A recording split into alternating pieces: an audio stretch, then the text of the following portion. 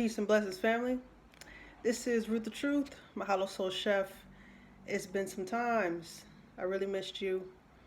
Um, it takes time, it takes work to study uh, and to be healthy, okay?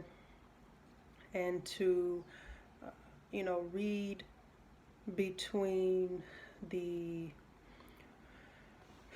false information that is on our planet. Now, I hope everyone is doing well. Okay, today we're going to touch on the body, of course, on uh, giving the body the nutrients, the minerals that we were born with, that we need. Okay, so we are going to talk about minerals, all right, uh, as a mineral guide. Okay, we have.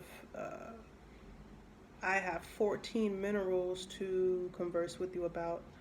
Um, Out of a lot more, these are more uh, proficient in today's arena. Okay, simply because the GMO foods, um, the soys, the laxatives and chemicals that they put even in plant-based foods. Okay, um, you're not safe unless you grow your own food these days.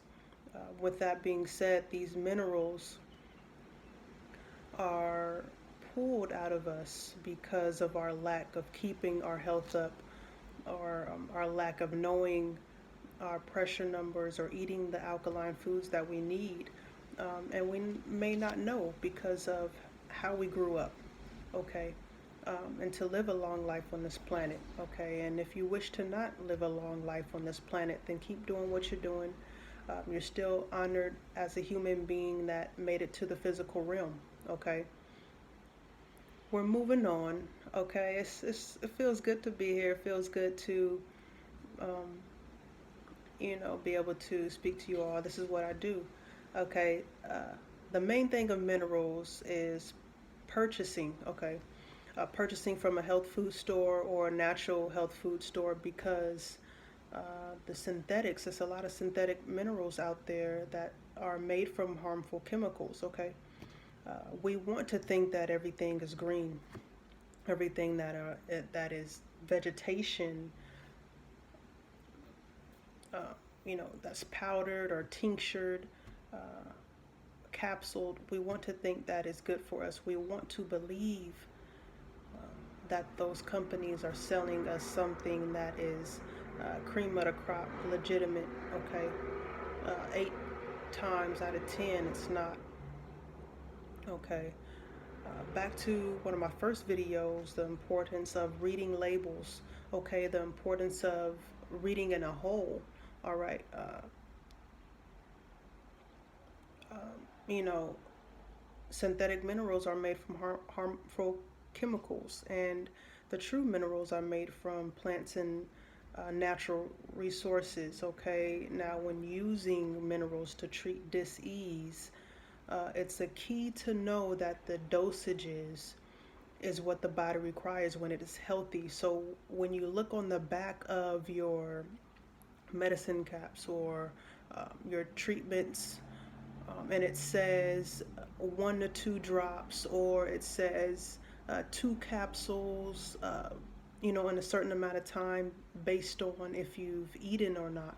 Um, that is dependent on how healthy your body is, how what the point of wellness is.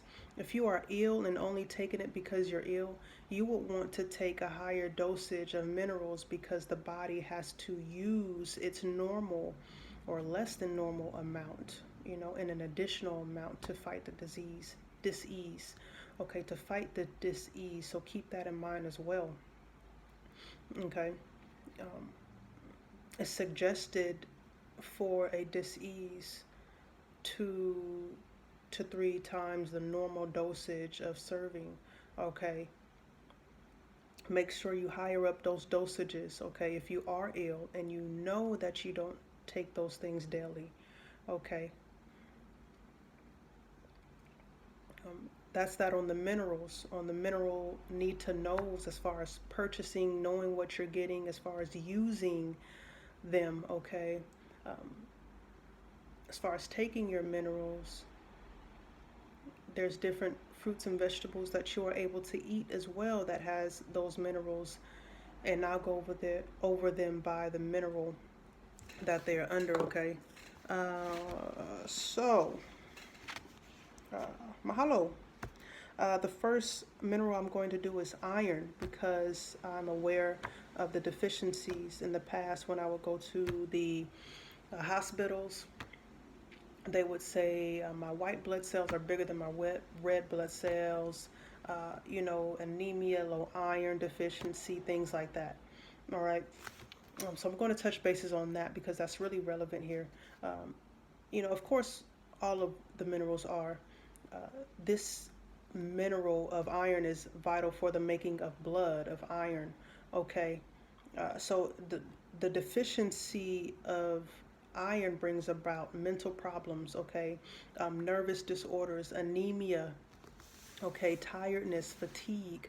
Uh, it also brings poor resistance to disease, a pale complexion, and headaches. Okay, so when you have a low iron uh, ailment, these are the deficiencies. These are uh, the uh, the cons that will happen to your body. Okay, to your energy that you will notice about yourself, and this is what that means. The herbs that you will take for iron, okay, includes burdock root, catnip, cayenne, chamomile, okay, chickweed, devil's claw, eyebright, also fennel, fenugreek, horsetail. We have kelp, we have parsley, we have plantains, we have peppermint, we have shepherd's purse that is able to uplift. We have uva ursi, yellow dye, uh, sarsaparilla also, Don Q as well. Okay, uh, those are herbs that are beneficial for low iron. Okay, the foods that are beneficial when you have low iron. Okay, plenty, and not just when you have low iron. Every day when you need to keep that iron at a normal level, and not a normal level as far as the hospitals, but the normal level as far as your culture, your blood type, your bloodline. We have to remember the numbers in the hospitals are not your actual numbers as far as the norm, as far as your culture and bloodline, okay? Everybody is not in the same number line. Everyone is not the same. So let's get that out there. Know your body, okay? The foods that will uplift your iron is almonds, okay? We got apricots, avocados, bananas, beets, beans, lentils, millet, peaches, pears, prunes, pumpkin, raisins, rice, brown rice, rye, sesame seeds, spinach. You got mineral springs, you got sunflower seeds, turnip greens, walnuts, watercress. You have whole grains. All of those things will uplift the iron. And I'm going to kind of speed it up a bit because we have a 15-minute span. I'm going to have a part two, of course, so stay close, okay? The next mineral that we're going to move to is calcium. Okay, we hear about calcium in cow's milk and goat's milk, and that's all false notion. If you get a milk from a cow, it will not look like the milk that's in the carton. Okay, if you get a milk from a cow, it's going to have pus, it's going to have blood, it's going to have bacteria. Okay, and what they do to the milk is they bleach it, and with all kind of chemicals, and by that time it's not milk anymore. Okay, so you might as well get oats milk, cashew milk, almond milk, avocado milk, hemp milk. Okay, especially your children. Do not let your children drink animals milk as if they're kids. Okay, it creates mucus. It has them cry more. It gets them in a mood more. It gets them a low vibration. Okay, I'm not telling you what to do with your children. Okay, uh, And that's where we mess up. We say kids, and kids mean baby animals, okay, and not young human beings, young beings, all right? So children, young beings, all right? Changing our mindset, changing our language, okay? Uh, if you want to drink milk, okay, oh, it's your children. We know better now, okay? Calcium. So, calcium is essential for bones, teeth, muscle action, clotting of blood, okay, and vital activities of the body, all right? Uh, Milk does the total opposite. Cow's milk does the total opposite. It breaks down the bones, it breaks down the muscle, it causes mucus and blood clotting.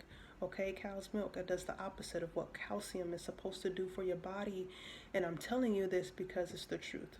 The deficiencies of low calcium will be soft bones, decaying, uh, nervousness, mental problems, muscle spasms, cramps, high blood pressure, okay?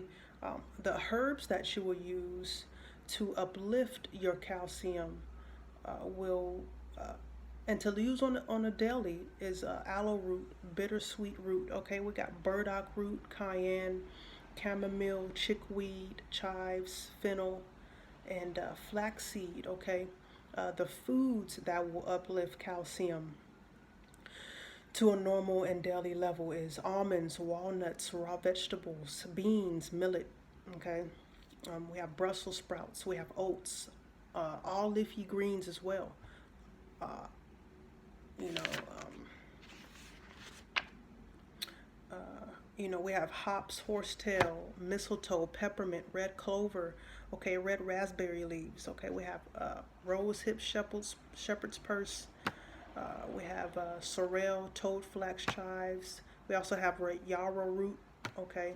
Um, there's also a couple other herbs that I possibly, a couple other deficiencies, excuse me, that come along with low calcium that I've missed.